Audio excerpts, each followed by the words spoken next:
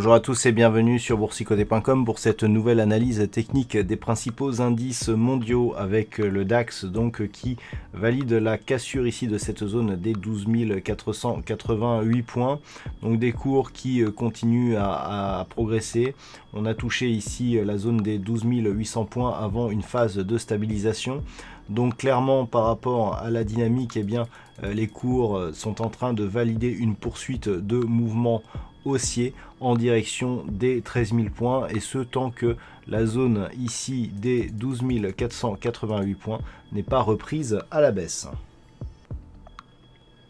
Sur l'Euro Stoxx 50, nous avions là aussi une zone majeure à casser à la hausse. C'était la zone ici des 3574 points. Cette zone donc qui avait été résistance la semaine dernière, eh bien elle a cédé cette semaine et elle est depuis devenue support. Donc on valide ici la possible poursuite de ce mouvement haussier, sachant que nous sommes ici sur des points hauts de tendance donc par rapport à une résistance majeure d'un point de vue long terme. Donc on valide ici la poursuite du mouvement et si le mouvement continue, eh bien nous avons un objectif de poursuite qui se situe à 3700 points sur l'Euro Stoxx 50.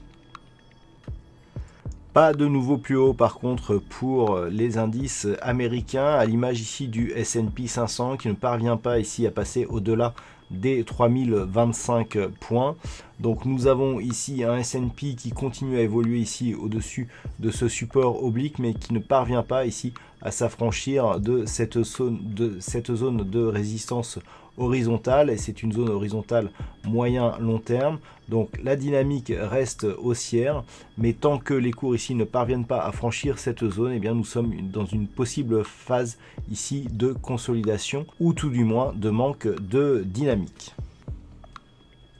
Sur le Nasdaq, là aussi, nous pouvons constater que les cours ont du mal à franchir cette zone ici des 8010 points. Nous avons eu ici une attaque du support oblique qui définit la tendance long terme. Par contre, les cours ici qui avaient cassé cette zone ont réintégré une évolution supérieure à ce support. Donc clairement, on est plus ici sur une rupture progressive de ce support, mais vers une phase de neutralisation.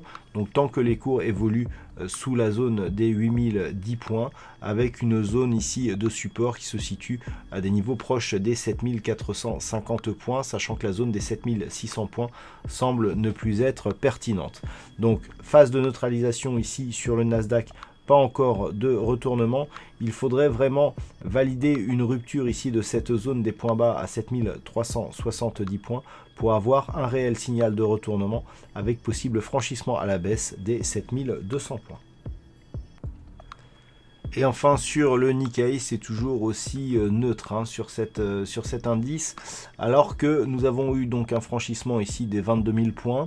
Les cours ici ont connu une forte phase de hausse qui a validé ici une cassure de ce point haut significatif proche des 22 300 points.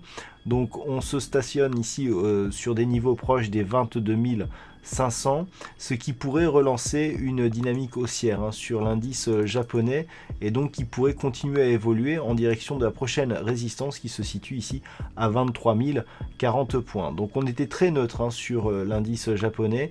Si les cours continuent à évoluer ici et à casser cette zone des 23 040 points, eh bien on pourrait bien relancer une nouvelle dynamique haussière. Ce scénario haussier est valable tant que les cours ne repassent pas ici sous la zone des 22 000 points. Voilà donc ce que l'on peut dire sur cette analyse technique des principaux indices mondiaux. Passez un bon week-end, on se retrouve dès la semaine prochaine pour d'autres analyses techniques, toujours sur le site boursicoté.com.